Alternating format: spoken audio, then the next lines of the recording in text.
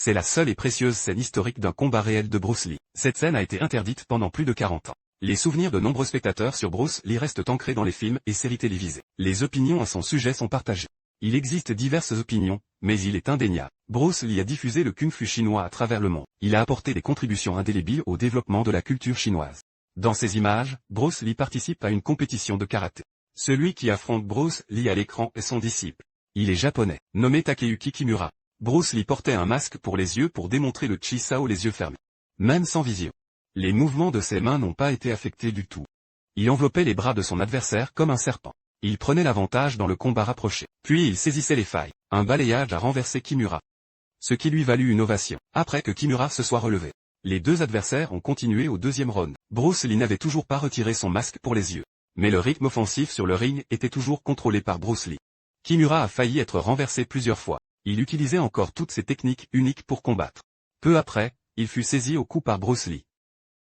Après avoir été renversé une nouvelle fois, on a alors compris que Bruce Lee ne faisait qu'une démonstration entre maître et disciple. Il ne prenait pas cela au sérieux. Le salut en poing fermé entre eux était empreint de tradition. Les pratiquants d'arts martiaux accordent plus d'importance à l'étiquette. Pendant la pause, Bruce Lee a improvisé une démonstration pour les spectateurs, montrant sa méthode de relaxation. S'aidant de 2 doigts au sol pour faire des ponts. Puis il expliqua immédiatement sa philosophie martiale au public. Dans les séquences d'interviews qui suivent, il nous l'expliquera. Voici un karatéka. Ayant tout vu distinctement depuis l'audience. Il refuse de croire qu'il ne puisse contrer la vitesse de frappe de Bruce Lee. On constate que les poings de Bruce Lee sont déjà repliés. Quand l'autre déclenche enfin sa parade. Heureusement qu'il ne s'agissait que d'une démonstration. Sans quoi le coup aurait atteint son visage. Le ralenti révèle la fulgurante rapidité de Bruce Lee. Qui pourrait réagir à une telle vitesse? Un maître américain de karaté démontre sa puissance de frappe devant Bruce Lee. D'un seul coup de poing, il fait reculer l'animateur de plusieurs pas. L'animateur porte des protections. Aucun danger. Puis vient le tour de Bruce Lee, avant sa démonstration. Il explique comment il génère sa force. Un instant plus tard, il concentre toute son énergie en un coup. Apparemment délivré sans effort. Qui projette l'animateur sur sa chaise, la faisant glisser sur plusieurs mètres. Son équipement de protection volant hors de scène. À son relevé, l'énergie résiduelle semble encore vibrer dans son corps.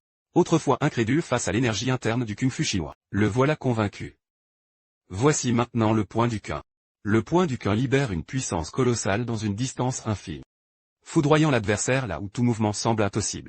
La démonstration de Bruce Lee semble instantanée. Revoyons-la au ralenti. Ce point du Qin renverse le karatéka américain sur sa chaise, le projetant en arrière. Sans la retenue de Bruce Lee, l'homme n'aurait pu se relever. Il s'agit d'une précieuse interview de Bruce Lee, interdite pendant plus de 40 ans. L'animateur lui a demandé pourquoi ses poings étaient si puissants. Bruce Lee s'est lentement levé pour faire une démonstration. Avec humour, il espère ne pas bloquer la caméra. Il est toujours aussi sérieux et confiant.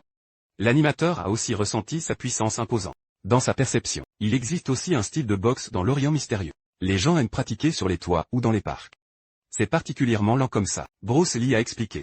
Il existe de nombreuses techniques de boxe en Chine très bénéfiques pour le corps. Cette technique de boxe au mouvement lent s'appelle le tai chi.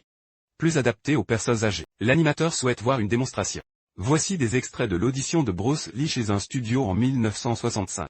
Lors de cette audition, après s'être présenté avec assurance, il démontra des mouvements classiques de kung-fu chinois. Puis montra ses compétences martiales aux responsables. Il rassura à plusieurs reprises sur la sécurité de son partenaire. Le kung-fu offre de multiples modes d'attaque. Nos membres sont nos meilleures armes. On peut frapper au visage. Bien qu'il ne s'agisse que d'une démonstration, le responsable recula instinctivement, saisi de surprise. Une nouvelle frappe fendit l'air vers lui. Le responsable était convaincu que sans esquive, le poing l'aurait atteint au visage. Sa technique épurée dégageait une force intimidante. Pour la sécurité du responsable, l'équipe lui fit reculer d'un pas. Bruce Lee démontra ensuite des coups de coude. Après quelques mouvements, on demanda au responsable de reculer encore, craignant pour sa sécurité. Puis Bruce Lee exécuta une feinte, suscitant l'inquiétude palpable pour le responsable. C'était une réaction instinctive face au danger perçu. Face à la caméra, on ressentait la puissance traversant l'écran. Quelques mouvements suffirent à nous tenir en haleine, redoutant l'impact de cette force. Heureusement, ce n'était qu'une simulation, mais on imagine difficilement ce que ressentirait un adversaire face à de telles attaques. Ces images de combat inédites pendant 40 ans révèlent la redoutable efficacité de son kung-fu. Pour protéger les deux parties, Bruce Lee et son adversaire portaient tous deux des protections épaisses. À gauche, celui avec la corde blanche est Bruce Lee. L'adversaire a profité de son inattention pour lancer un coup de pied volant. Mais Bruce Lee l'a renvoyé d'un coup de pied encore plus rapide. Il a failli tomber. Les deux se sont éloignés. L'adversaire avance pas à pas, le pressant. Il cherche à imposer sa domination. Peut-être que le kung-fu chinois ne lui semble pas inaccessible. L'adversaire continue de tester Bruce Lee. Comme pour provoquer son autorité. Bruce Lee l'a esquivé. Il a reçu quelques coups de poing supplémentaires. L'adversaire doit être un peu confus.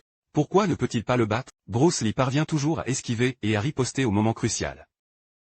Toutes ces attaques ont été évitées. L'adversaire est particulièrement frustré par ce combat. Il semble l'avoir touché. Mais cela ne lui a pas profité. Au ralenti. En un éclair. Les deux ont déjà déterminé qui est supérieur. Le genou de Bruce Lee a frappé le visage de son adversaire. Pour protéger son adversaire, il a retenu sa force. L'adversaire commence à utiliser des feintes. Mais Bruce Lee a saisi sa main droite et l'a frappé au visage. Puis un balayage de jambes. L'adversaire s'est retrouvé directement au sol. Le coup suivant est également contrôlé, arrêté à temps. Bruce Lee se retire régulièrement. L'adversaire a lancé un coup de pied latéral. Mais Bruce Lee lui a donné un coup de pied aux fesses. Il a également reçu un coup à la tête. Perdant l'équilibre, il a immédiatement échangé des coups avec Bruce Lee. Bruce Lee était à l'aise. Face à ces attaques, il riposte toujours dans les ouvertures. Le dernier coup emblématique déséquilibre son adversaire. Les combattants échangent un salut martial pour clôturer l'affrontement. Maître Bruce Lee suscite une profonde admiration. Malheureusement, nous ne pouvons contempler toute sa prestance qu'à travers ses archives fragmentaires. Quelle perte inestimable.